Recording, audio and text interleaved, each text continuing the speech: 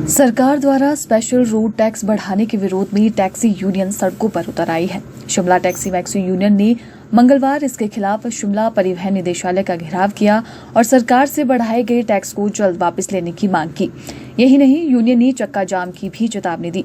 Union ने परिवहन निदेशक को इस दौरान ज्ञापन भी सौंपा। शिमला टैक्स यूनियन के अध्यक्ष राजेंद्र ठाकुर ने कहा कि सरकार ने गाड़ियों का टैक्स 1350 से बढ़ाकर 8000 कर दिया है, जो कि काफी ज्यादा है। सरकार ने बाहरी राज्यों के टैक्सी ऑपरेटर के लिए बढ़ाए गए टैक्स को वापस ले लिया, लेकिन हिमाचल के टैक्सी पर टैक्स बढ़ा दिया है, जो कि सही नहीं है। सर देखिए, हमारा जो टैक्स गाड़ियों का टैक्स है वो 1350 रुपए था और इसका इन्होंने कर दिया कि इसका 1350 से 8000 रुपए टैक्स, तो सर ये बहुत ज्यादा है। और सरकार बोलती है कि इन्होंने कोई आपत्तिजनक निगरानी नहीं। तो 2/11/2023 को हमने बाई पोस्ट, ये सर ये बाई पोस्ट की रसीद है, ये हमने ट्रांसपोर्ट मिनिस्टर को भी और अपने परिवहन निर्देशकों को भी, इनको भी हमने बाई पोस्ट लेटर भेजे और पूरे प्रदेश हिमाचल प्रदेश टैक्सी यूनियन के अपने अपने डिस्ट्रिक्ट में हर आदमी ने कोई किसी को दिया हुआ है। और सरकार बोलती है हमारे को कोई आपत्तिजनक नहीं की, और टैक्स सर बहुत ही आपत्तिजनक है। और सबसे बड़ी बात है सर, हमारे जो टैक्सी टूरिज्म से जुड़े लोग पूरे हिमाचल प्रदेश में पहले कोरोना काल में खत्म हुआ सर 2020 और 21 में कोई काम धंधा नहीं किया नहीं, और हमारे लोगों ने मैक्सिमम लोगों ने मतलब आत्महत्या तक की।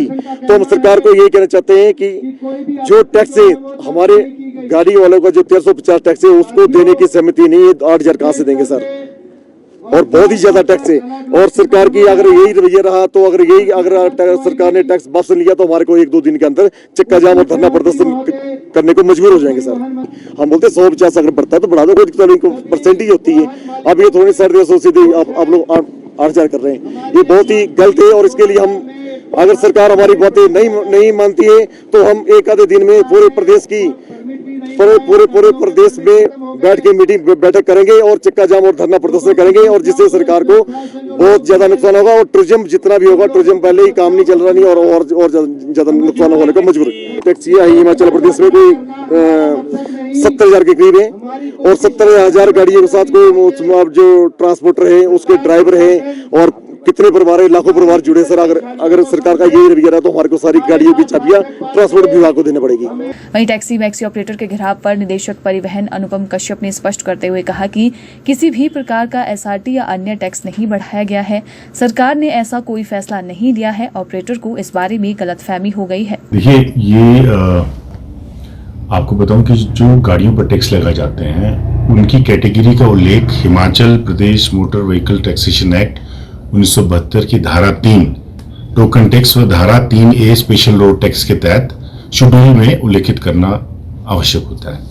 अब ये मैं आपको बताऊं कि अंतिम बार वर्ष 2006 में शेड्यूल को अपडेट किया गया था, और उसमें 2 श्रेणियां हमारी टैक्स की परिधि से बाहर थी, जिसमें एक वैनिटी वैन है और दूसरी contract carriage under agreement in Himachal प्रदेश।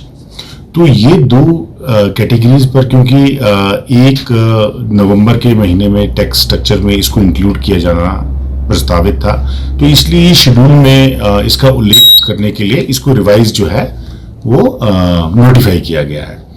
और रही टैक्स स्ट्रक्चर में बदलाव की बात, तो उसमें मैं यहाँ स्पष्ट कर दूं कि उसमें कोई भी बदलाव नहीं है, और 1/11/2023 को जो रेट निर्धारित हुए थे वही रेट एप्लीकेबल है, उसमें कोई चेंज नहीं है।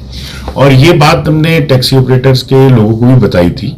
मुझे लगता है कि ये, क्योंकि किसी भी व्यक्ति ने इस ऑफिस से, न मुझसे न मेरे किसी अधिकारी से, ना ही हमारी शाखा में कोई बातचीत करके इसको जानने का प्रयास किया कि ये वास्तव में है क्या, तो मुझे ऐसा प्रतीत होता है कि ये जो शायद लोगों को इसमें कोई कंफ्यूजन हुआ, लेकिन उसमें तो मेरा आग्रह, मैंने प्रातःकाल भी जब मैं आया तो मैंने उनसे ये बताया उनको कि कोई चेंज नहीं है, बट वो फिर मुझे मालूम नहीं कि वो किस लिए जो है वो अपनी नारेबाजी कर रहे हैं।